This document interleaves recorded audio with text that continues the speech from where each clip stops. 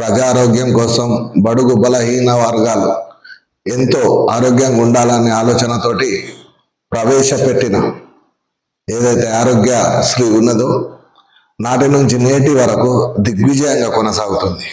కానీ అందులో ఉన్న లోపాలు ఏవైతున్నాయో ఆ లోపాలతోటి ఈరోజు సాధారణ ప్రజలు ఎదుర్కొంటున్న సమస్యలపై మనము ఈరోజు కరీంనగర్ జిల్లా కోఆర్డినేటర్ గారితో కొన్ని రకాల ప్రశ్నలు సమాధానాల కొరకు మనం. నమస్తే అండి, నా పేరు డాక్టర్ మోతేరాజు, డిస్ట్రిక్ట్ కోఆర్డినేటర్ ఉమ్మడి కరీంనగర్ జిల్లా. ఆరోగ్యశ్రీ అనేది గత ప్రభుత్వము పేదలకి కార్పొరేట్ వైద్య సేవలు అనే ఒక సదుద్దేశంతో స్టార్ట్ చేసినటువంటి ప్రోగ్రామ్ అండి. ఆరోగ్యశ్రీలో కొన్ని వందల ప్రొసీజర్స్ ఉన్నాయి. ఏదైతే ప్రొసీజర్ ఆరోగ్యశ్రీలో కవర్ అవుతుందో దానివల్ల ఆ ప్రొసీజర్కి అంటే అదే మెడికల్ కండిషన్ కానీ సర్జికల్ కండిషన్స్ కానీ పేషెంట్ ఆరోగ్యశ్రీలో అడ్మిట్ అయిన దగ్గర నుండి ఏదైనా మెడికల్ అయితే డిశ్చార్జ్ వరకు, సర్జికల్ అయితే సర్జరీ అయిన తర్వాత పేషెంట్ కండిషన్ స్టేబుల్గా అయిన తర్వాత దానికి కొన్ని డేస్ ఉంటాయి, 3 days 5 days 1 week. ఆ కండిషన్ బట్టి at the time of discharge అంటే పేషెంట్ డిశ్చార్జ్ అయ్యేటప్పుడు పేషెంట్కి మెడిసిన్స్తో పాటు ఆయన బస్ ఫేర్ ఇచ్చి పంపిస్తారు. దీనిలో ఎటువంటి మనీ కలెక్షన్ కానీ ఇంకా వేరే ఏదైనా సర్జరీస్ కానీ తీసుకోవడానికి ఆరోగ్యశ్రీ పథకం అనేది ఆరోగ్యశ్రీ డిస్ట్రిక్ట్ కోఆర్డినేటర్ నేను కానీ మిత్రాలు కానీ ఎవరు వీటిని యాక్సెప్ట్ చేయం. అట్లాంటి ఏమైనా ఇష్యూస్ కనుక హాస్పిటల్ ఒకవేళ పేషెంట్స్కి ఇబ్బంది కలిగితే ఆ హాస్పిటల్లో మిత్రాస్ ఉంటారు, ఆరోగ్యశ్రీ కౌంటర్ దగ్గర మిత్రాస్ ఉంటారు. మిత్రాస్ నోటీస్ తీసుకొని వస్తే ఇమ్మీడియట్గా అట్లాంటి ప్రాబ్లం లేకుండా వాళ్ళకి కావాల్సిన వైద్య సదుపాయాలు ఫ్రీగా పొందేటట్లు చేసి వాళ్ళకి ఎటువంటి ఇబ్బంది చూసుకున్నటువంటి బాధ్యత మాది. సో ఆరోగ్యశ్రీలో వచ్చే ప్రతి సర్జరీ మెడికల్ కండిషన్ కానీ సర్జరీ కండిషన్స్ కానీ ఖచ్చితంగా 100% ఉచితంగా చేస్తాం. అయితే పరిస్థితి కార్పొరేట్ హాస్పిటల్కి వస్తే మొట్టమొదట ఆయనని అడ్మిట్ చేసుకుంటారు.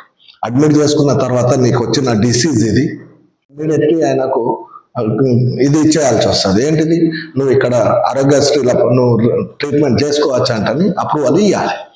కానీ ఏం చేస్తున్నారంటే పేషెంట్ని ఆరోగ్యశ్రీ నీకు అప్రూవల్ కావాలంటే టైం పడుతుంది, ఈ లోపు నీకు ట్రీట్మెంట్ కావాలి, నీ ఆరోగ్యం చాలా క్లిష్ట పరిస్థితిలో ఉంది అని చెప్పి వారిని భయభ్రాంతులకు గురి చేసి ఆరోగ్యశ్రీ అప్రూవల్ రానికి 24 to 36 hours టైం పడుతుంది. లేట్ ప్రాసెస్ అవుతున్నది.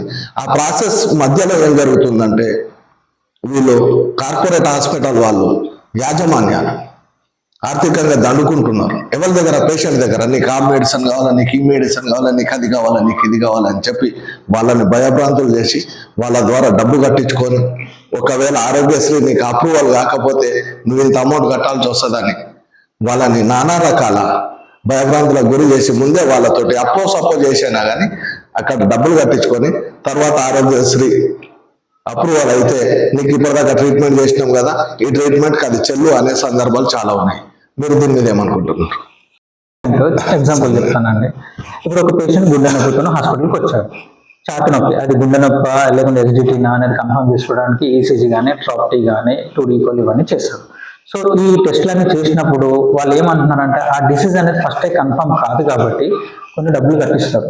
కానీ ఒకసారి ఆ టెస్ట్లలో ఆయనకి గుండె నొప్పి వచ్చిందని కన్ఫర్మ్ అయింది అనుకోండి, ఈసీజీ కానీ 2D కానీ లేకుంటే ట్రాప్టీ కానీ అయినది అనుకో, ఎప్పుడైతే పేషెంట్ యొక్క డిసీజ్ ఆరోగ్యశ్రీలో కవర్ అవుతుందని తెలిసిన వెంటనే ఇంతవరకు అయిన ఖర్చుకి గవర్నమెంట్ డిసైడ్ చేసిన రేటు వాళ్ళకి రిఫండ్ చేస్తాము. దాని తర్వాత ఆ పేషెంట్ యొక్క కండిషన్ ఆరోగ్యశ్రీలో వచ్చిందంటే ఆరోగ్యశ్రీలోనే ఫ్రీగా అడ్మిట్ చేసేసి దానికి సంబంధించిన ట్రీట్మెంట్ ఐదర్ సర్జరీ కానీ మెడిసిన్స్ కానీ కంప్లీట్గా ఫ్రీగానే చేస్తాం. మీరు అంటున్నారు ఎమర్జెన్సీ కండిషన్స్లో అంటున్నారు, కానీ ఒకవేళ నిజంగా ఎమర్జెన్సీ కండిషన్ అయితే టెలిఫోనిక్ ఇంటిమేషన్ అనేది తీసుకునే ఒక వెసులుబాటు ఉంది. సో దానికోసం 24 hours 36 hours వెయిట్ చేయాల్సిన అవసరం లేదు. ఇమీడియట్గా ఇప్పుడు ఫర్ ఎగ్జాంపుల్ హార్ట్ అటాక్తో వచ్చాడు, యాంజియో చేయాలి, యాంజియో చేసిన తర్వాత స్టెంట్ వేయాలి. సో ఇమీడియట్గా మేము ఫోన్ చేసేసి టెలిఫోనిక్ ఇన్ఫర్మేషన్ ట్రస్ట్ నుండి తీసుకొని చేయొచ్చు. దీనికి కొన్ని నిమిషాల పని, గంటల పని కూడా కాదు. ఎప్పుడైతే పేషెంట్ డిసీజ్ డయాగ్నోసిస్ అనేది కన్ఫర్మ్ అవుతుందో నిమిషాల పని. సో ఈ విషయంలో చాలా మందికి అపోహ ఉంది. సో అట్లాంటిది ఏమీ లేదు. ఈ ఇంటర్వ్యూ వేదికగా నేను కూడా ప్రజలని విజ్ఞప్తి చేసేది ఏంటంటే, మీరు ఎమర్జెన్సీ కండిషన్స్ లో కూడా టెలిఫోనిక్ ఇంటిమేషన్ తీసుకోవచ్చు. సో మిమ్మల్ని కంగారు పెట్టి 2 days 3 days లేట్ అవుతుంది అనే ఆ విషయం అట్లానే మిమ్మల్ని ఏదైనా భయపడడానికి మేనేజ్మెంట్ కనుక హాస్పిటల్స్ కనుక మీకు గురి చేస్తే ఇమ్మీడియట్ గా అక్కడ మిత్ర ఉంటాడు. మిత్రాకి చెప్పేదంటే మిత్ర కన్సర్న్ డాక్టర్ తో మాట్లాడి ఎమర్జెన్సీ టెలిఫోనిక్ ఇంటిమేషన్ తీసేసుకొని హార్డ్లీ 5 to 10 minutes లో మీ అప్రూవల్ వస్తుంది. సో దీంట్లో మీరు కంగారు పడాల్సిన అవసరం లేదు. ఇవి ఎమర్జెన్సీ కేసెస్ కి మాత్రమే. అన్ని కేసెస్ ని ఎమర్జెన్సీగా చేస్తారంట కాదు. కొన్ని ఎమర్జెన్సీ ప్రొసీజర్స్ అయితే ఏవి ఉంటాయో వాటికి మాత్రమే ఎమర్జెన్సీ అప్రూవల్ ఇస్తారు. అంటే పరిస్థితి వచ్చిన పేషెంట్స్ ఉంటారు, వాళ్ళకు ఆరోగ్యశ్రీ గురించి పూర్తి అవగాహన ఉండలేదు మొదటిది. రెండోది ఏంటంటే ఈ ఆరోగ్య మిత్ర ఎవరైతే ఉన్నారో వాళ్ళు ఎక్కడనైతే పోస్టింగ్ ఉంటుందో వాళ్ళు అక్కడనే కొన్ని సంవత్సరాల తరబడి అక్కడనే పతకపోయి ఉంటున్నారు. దాని ద్వారా ఏమవుతుందంటే కొద్దిమంది గురించి, నేను అందరి గురించి మాట్లాడతలేను, యాజమాన్యం ఆరోగ్య మిత్ర మధ్యలో మంచి అనుబంధం ఏర్పడుతున్నది. తద్వారా పేషెంట్ నష్టపోతున్నారు అనేది ఒక ఆరోపణ ఉన్నది. దీంట్లో మీరేమంటారు? సిచ్యువేషన్స్ బట్టి అంటే ఇప్పుడు ఒకవేళ ఒక మిత్రతోని హాస్పిటల్ కానీ పేషెంట్స్ కానీ ఇబ్బంది జరుగుతుందంటే ఇమ్మీడియట్ గా వాళ్ళని షఫుల్ చేసేస్తాం. కానీ కాన్స్టాంట్ గా అక్కడే ఉంచాలని ఏమి లేదు. అయితే పరిస్థితి ఏంటంటే చాలా సందర్భాలలో మేము అంటే చాలా మంది ఉద్యమకారులు కూడా ప్రధానంగా ఆరోపణ ఏం చేస్తున్నారంటే యాజమాన్యాలకు మరియు ఆరోగ్య మిత్రులకు లోపైకార సంబంధాలు ఉండి, ఎందుకంటే యాజమాన్యం మొట్టమొదట డబ్బులు కట్టించుకొని తర్వాత వెళ్ళే ముందు ఏదైతున్నదో వాళ్ళతో ఫీడ్బ్యాక్ లెటర్ తీసుకుంటారు. ఆ తీసుకునే సందర్భంలో వాళ్ళకేం చెప్తారంటే మీ ట్రీట్మెంట్ అయిపోయింది, మీరు ఇక్కడ నుంచి ఆరోగ్యంగా వెళ్తున్నారు, 1 year వరకు మీరు మా ఆధీనంలోనే ఉంటారు, మీకు ఏం జరిగినా మేమే ట్రీట్మెంట్ చేయాలి, కాబట్టి మీరు సంతకం పెట్టారంటే వీళ్ళకు తెలియని అవగాహన లేక నేను ఇచ్చిన డబ్బులు మళ్ళీ నాకు రిటర్న్ రావాలని కానీ లేదా ఇంకోటి కానీ ఆలోచన లేకుండా వీళ్ళు సంతకాలు పెట్టేసి వెళ్ళిపోతున్నారు. ఆ రిఫండ్ అనేది వస్తలేదు. దీనికి ఎవరు కారణం అంటారు? అక్కడ ఫీడ్బ్యాక్ లెటర్ అనేది పేషెంట్ కానీ పేషెంట్ యొక్క అటెండెన్స్ కానీ వాళ్ళ స్వహస్తాలకు వెళ్ళి మీకు ఏమన్నా మందు విషయం అంటే డబ్బులు ఖర్చు అయినాయా, మందుల విషయంలో కానీ ఇంకా టెస్ట్ విషయంలో కానీ ఏమన్నా బయటకు మందులు రాసిచ్చారా అనేది ప్రతిరోజు మిత్ర యొక్క పనే అది. పేషెంట్ దగ్గరికి వెళ్తాడు, మాట్లాడతాడు, ఫోటోస్ దిగుతాడు, అప్లోడ్ చేస్తాడు. సో అలా ప్రతి పేషెంట్ అడ్మిట్ అయిన దగ్గర నుండి డిశ్చార్జ్ అయ్యేంత వరకు ప్రతిరోజు మిత్ర వెళ్తాడు, మాట్లాడతాడు, ఫీడ్బ్యాక్ తీసుకుంటారు. At the same time discharge అయ్యేటప్పుడు కూడా పేషెంట్ నుండి అయినా ఇక్కడ మిత్ర కూడా రాయడానికి లేదండి. పేషెంట్ యొక్క అటెండెంట్ మాత్రమే వాళ్ళకు తెలిసిన లాంగ్వేజ్ లో రాసి సైన్ చేస్తారు. సో ఇక్కడ పేషెంట్స్ కి తెలియకుండా ఏమీ జరిగే అవకాశమే లేదు. ఎందుకంటే అక్కడ ఫీడ్బ్యాక్ రాసేది పేషెంట్ అటెండరే, అక్కడ పేషెంట్ అటెండర్ ఒక నెంబర్ ఉంటుంది. సో ఇట్లాంటివి జరిగే అవకాశాలు అయితే లేదు. తీసుకుంటున్నారు, ఇస్తున్నారు. వాళ్ళు ఫీడ్బ్యాక్ ఇచ్చే ముందు కూడా మీకు మేము ఇంత సర్వీస్ చేసినాం, మీరు మా గురించి మంచిగా రాయండి అని చెప్పి రాయించుకుంటున్నారు తప్పితే వాళ్ళకు ఆరోగ్యశ్రీ నుంచి వచ్చే వెసులుబాటు ఏమవుతున్నదో దాని గురించి చెప్తలేరు ఆరోగ్య మిత్ర అనే వాళ్ళు. ప్రధాన ఆరోపణ. రెండో ఆరోపణ ఏంటంటే ఆరోగ్య మిత్ర వాళ్ళు ఇది రాయండి అని చెప్పి వాళ్ళతో రాయిస్తున్నారు. మీరు కావాలంటే మీకు ఎలక్ట్రానిక్ అనేది ఇప్పుడు ప్రతి ఒక్క దగ్గర ఉన్నది. సీసీ ఫుటేజ్ మీరు ఎక్కడైనా కానీ తీసి చూడొచ్చు, మీకు ఈజీగా అర్థమవుతుంది అని ప్రజలు అంటున్నారు. దీన్ని ఎవరైనా కానీ చేసినట్టయితే తప్పకుండా వాళ్ళ మీద చర్యలు తీసుకుంటాం. వాళ్ళ మీద డెఫినెట్గా ఫర్ ఎగ్జాంపుల్ దాన్ని ఏమంటారంటే కార్డియో అరెస్ట్ అయిన వారిని కానివ్వండి, ఇలాంటి లేదా పెరాలసిస్ వచ్చిన వారిని కానివ్వండి, మొట్టమొదటి హాస్పిటల్ తీసుకుపోగానే పెరాలసిస్ వచ్చిన వారిని ముఖ్యంగా హాస్పిటల్ తీసుకెళ్ళగానే ఒక ఖరీదైన ఇంజక్షన్ ఇవ్వాలి. అది ఒక 1 hour రూపాయి ఇవ్వాలి. ఆ ఇంజక్షన్ ఆ పేషెంట్ తాలూకు అటెండెన్స్ తోటి కొనిపించి ఆ ఇంజక్షన్ కూడా మళ్ళా ఆరోగ్యశ్రీలో చేర్చి డబ్బులు కడతాం. కానీ అవి కూడా రిటర్న్ ఇవ్వని సందర్భాలు చాలా ఉన్నాయి. మిత్ర వెళ్ళి మిమ్మల్ని డైలీ అదే చెప్తున్నాను, మీకు రిపీటెడ్ గా చెప్తున్నాను, మీ దగ్గర రూపాయి ఖర్చు పెట్టినటువంటి బిల్లు ఉన్నా, మీరు ఏదైనా మెడిసిన్ తెచ్చుకున్నా వాటిని రిఫండ్ చేపిస్తాం. ఇంకొకటి ఏంటంటే ఫర్ ఎగ్జాంపుల్ కిడ్నీ స్టోన్స్ ఉంటాయి. నడుము నొప్పి, కడుపు నొప్పి రాగానే ఒక డయాగ్నోస్టిక్స్ ఒక డాక్టర్ దగ్గరికి పోతాడు, సిటీ స్కాన్ తీసుకుంటాడు. సిటీ స్కాన్ తీయగానే బాబు నీకు ఇక్కడ స్టోన్ ఉంది, దీన్ని సర్జరీ చేయాలని అనుకో. ఇప్పుడు ఈ పేషెంట్ ఇదే స్కాన్ తీసుకొని ఒక ఆరోగ్యశ్రీ హాస్పిటల్లో కిడ్నీకి సంబంధించిన హాస్పిటల్లో ఏవైతే ఆరోగ్యశ్రీలు వస్తే అక్కడికి వెళ్ళినాను అనుకోండి, ఈ రిపోర్ట్కి గవర్నమెంట్ డిసైడ్ చేసిన ప్యాకేజ్ డబ్బులు కూడా రిఫండ్ చేస్తాం.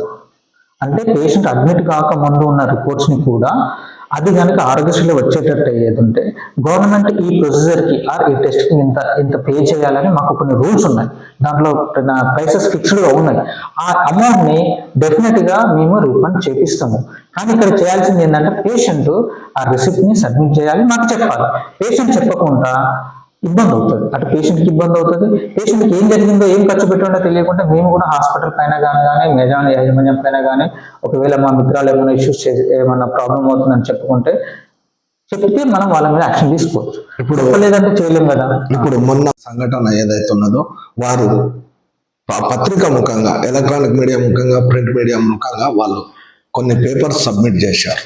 డబ్బులు కట్టినట్టు 50,000 డబ్బులు పేడ్ చేసినట్టు, అలాగే ఆ పేషెంట్కు సరైన ట్రీట్మెంట్ జరగలేదని, ఆయనకు 2 వాల్స్ క్లోజ్ ఉంటే ఒకటే వాళ్ళు ట్రీట్మెంట్ చేసి రెండోది ఏదైతే ఉందో అది చెయ్యలేదని వాళ్ళు ప్రాపర్గా వాళ్ళు కొన్ని రకాల ఆరోపణలు చేశారు. ఆ పేషెంట్ 34 సంవత్సరాల వయసు, అతనికి హార్ట్ ప్రాబ్లం ఉంది. దాంట్లో 2 వాల్స్ రిప్లేస్మెంట్ జరిగింది. పేషెంట్ యొక్క కండిషన్ వెరీ సివియర్ గా క్రిటికల్ గా ఉంది. సో ఆ కండిషన్ గురించి సర్జరీకి ముందు పేషెంట్స్ యొక్క అంటే డాక్టర్ ఎవరైతే ఉన్నారో పేషెంట్ కి ఎక్స్ప్లెయిన్ చేశారు. దానికి సంబంధించిన రిటర్న్ కన్సెంట్ ఉంది, ఆడియో కౌన్సిలింగ్ ఉంది, వీడియో కౌన్సిలింగ్ ఉంది, వాళ్ళు సైన్ చేసినటువంటి పేపర్స్ ఉన్నది. ఆ పేషెంట్ డిశ్చార్జ్ అయిపోయినప్పుడు హాస్పిటల్ వెళ్ళేటప్పుడు అంటే స్టేబుల్ కండిషన్ వెళ్ళినప్పుడు వాళ్ళ పేషెంట్ రాసినటువంటి ఫీడ్బ్యాక్ కూడా ఉంది. దానిలో హాస్పిటల్ యాజమాన్యానికి మేము ఎటువంటి మనీ కట్టలేదు, మా దగ్గర తీసుకోలేదని వాళ్ళు రాసిచ్చారు. ఇప్పుడు నేను అదే హాస్పిటల్ ఆ విషయం గురించి పత్రికలో ఏదైతే వచ్చిందో దాన్ని బేస్ చేసుకుని వాళ్ళకి ఒక నోటీస్ ఇష్యూ చేశాను. అసలు ఏం జరిగింది, ఎందుకు కలెక్ట్ చేశారు, ఆ మనీ ఎక్కడిది. కానీ ఇప్పటి వరకు మీరు చెప్తున్నారు, కానీ పేషెంట్ కానీ పేషెంట్ అటెండెన్స్ కానీ ఎవరు కానీ ఇంతవరకు ఆ ఇష్యూ మీద మాకు ఒక కంప్లైంట్ రాలేదు. మా నోటీస్కి అంటే పత్రికల్లో ఏదైతే ఎలక్ట్రానిక్ మీడియాలో లేకుంటే ఈ మీడియాలో వచ్చిన న్యూస్ బేస్ చేసేసుకొని మేము వాళ్ళకి నోటీస్ ఇష్యూ చేసాము, డీటెయిల్ ఎక్స్ప్లెనేషన్ అడిగాము, ఆ కేస్ షీట్ ఏంటి అదంతా స్టడీ చేసాము, మా పై అధికారులకి గవర్నమెంట్స్కి ఆ రిపోర్ట్ సబ్మిట్ చేసి ఆరోగ్యశ్రీ ట్రస్ట్ కూడా ఫార్వర్డ్ చేశాం. తప్పకుండా దాని మీద యాక్షన్ తీసుకుంటామండి. హార్ట్ లో హోల్స్ ఉంటాయి లేదా వేరే డిసీజెస్ ఉంటాయి చిన్న పిల్లలకు, వారికి ఎలాంటి ట్రీట్మెంట్ మనకు అందుబాటులో ఉంది? ఇప్పుడు కార్డియాలజీ సంబంధించి ఒక 20-30 ప్రొసీజర్స్ ఉన్నాయి. సో ఆ ప్రొసీజర్ అంటే పేషెంట్ యొక్క వాల్వ్ క్లోజర్ చేయాలా, వాల్వ్ రిప్లేస్మెంట్ చేయాలా, స్టెంట్స్ చేయాలన్నా, బైపాస్ సర్జరీస్ చేయాలన్నా, ఇవన్నీ పేషెంట్ యొక్క కండిషన్స్, పేషెంట్ ఒక ప్రాబ్లంతో మనకు హాస్పిటల్కి వచ్చినప్పుడు దానికి సంబంధించిన స్పెషలిస్ట్ డాక్టర్స్ చూసి ఆ టెస్ట్ చేసి ఆ టెస్ట్లలో ఏదైతే వ్యాధి నిర్ధారణ అవుతుందో అది ఆరోగ్యశ్రీలో వస్తే డెఫినెట్గా మేము చేస్తామండి. ఆరోగ్యశ్రీలో కవర్ అయ్యే ప్రొసీజర్స్ డెఫినెట్ గా మేము రెస్పాన్సిబిలిటీ తీసుకొని మేము సర్వీసెస్ ఇస్తాం. ఒకవేళ ఆరోగ్యశ్రీలో కవర్ కాలేదనుకోండి దాన్ని మనం చేయలేము.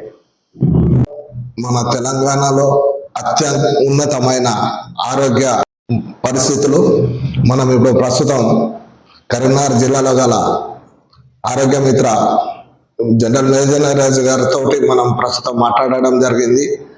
ఆరోగ్యశ్రీ ఎట్లా ఉపయోగించుకుంటే దాని ద్వారా జరిగే ప్రయోజనాలు ఏంటిదనేది తెలుసుకున్నాం. చాలా కృతజ్ఞతలు సార్. మీతో మరొకసారి కలిసే సందర్భం రావాలని కోరుకుంటా. Thank you.